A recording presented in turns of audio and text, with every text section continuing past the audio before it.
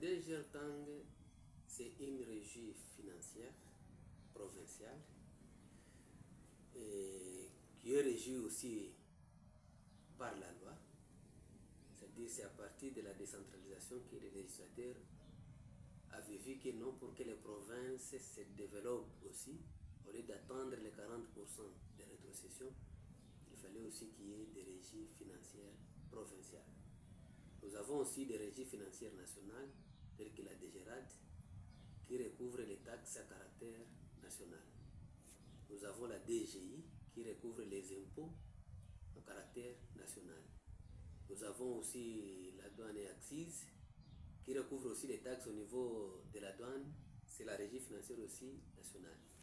Mais au niveau provincial, nous avons maintenant les régies financières aussi provinciales qui recouvrent les taxes à caractère provincial.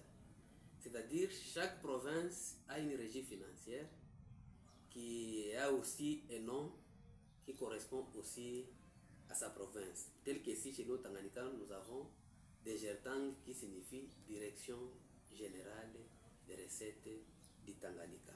Les régies financières qui sont censées recouvrer les taxes de l'État. Je vous ai parlé de la DGRAD, la DGI, au niveau national et la douane et accises, et au niveau provincial nous avons les régies aussi financières provinciales. D'autres services ne sont pas habilités à recouvrer cet argent. C'est comme si vous arrivez dans des différentes barrières. Vous allez retrouver aussi la DGM, elle est là. Quand vous exhibez seulement une carte, on vous demande 1000 francs. Les 1000 francs, ce n'est pas une taxe, ça c'est une tracasserie. Est-ce qu'on va vous donner quel document qui va témoigner que non, la personne a payé auprès de vous? Non. Nous avons entre autres les services de la pêcheur. Et aussi, ils sont en train seulement de tracasser. Nous avons l'ANER, nous avons plusieurs, même au niveau du port. Vous allez voir par exemple la DEMIAP, d'autres services, ils n'ont pas de taxes. Ça, il ne faut même pas appeler des taxes, puisque cet argent-là n'entre pas dans la caisse du trésor public, ni national, ni provincial. Ce sont des tracasseurs dans le vrai terme, ou dans le vrai sens. C'est-à-dire, nous avons des soubassements. Les soubassements, ce sont les arrêtés. Vous allez voir, il y a d'autres taxes que nous percevons ici par rapport au taux.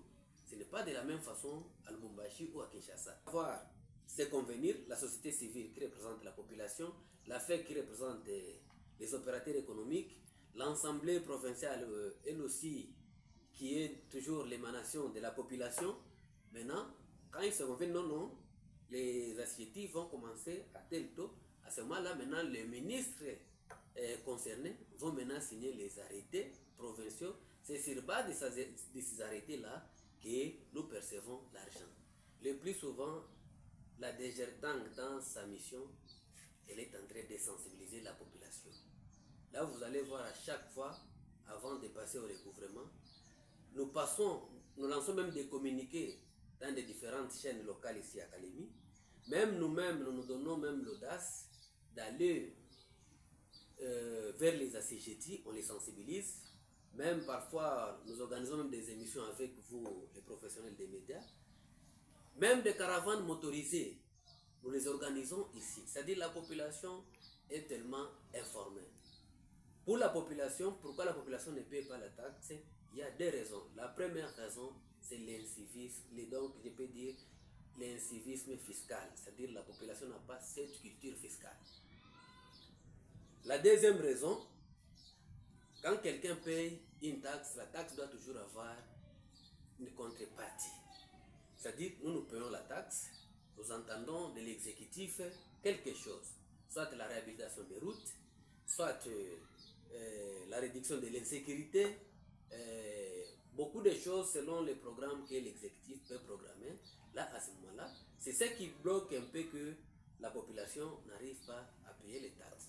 Mais quand à la disposition du gouvernement provincial, c'est le gouvernement provincial, lui maintenant à son tour, qui va maintenant exécuter certains projets par rapport au moyen de sa politique que nous mettons à sa disposition. Par rapport à la situation que nous vivons aujourd'hui ici à Kalemi,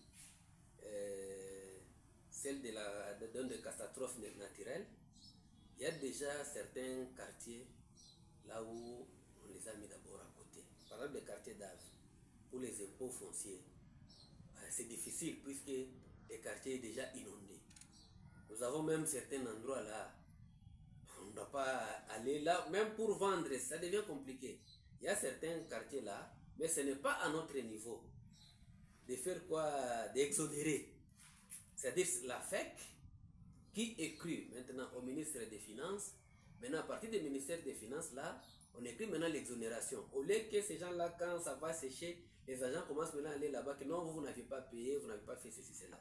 Il y a certains quartiers là, on a déjà mis ça à côté, avant même que le ministre des Finances puisse signer l'exonération. Mais ce que nous disons toujours à la population doit toujours continuer à payer ses taxes. Puisque aujourd'hui nous avons un nouveau gouverneur. Le nouveau gouverneur qui est là, il a une lourde charge qui l'attend. Là, je peux dire qu'il va toujours retrouver la province Tanganyika dans un trou, pour ne pas dire dans un point zéro. Puisque toutes les routes sont en état de délabrement très avancé, l'insécurité qui bat son record, le développement, n'en parlons même pas. Cela veut dire qu'il fallait que l'exécutif puisse trouver un peu les moyens de sa politique. D'où viendront ces moyens-là? Il fallait que la population toujours paie les taxes.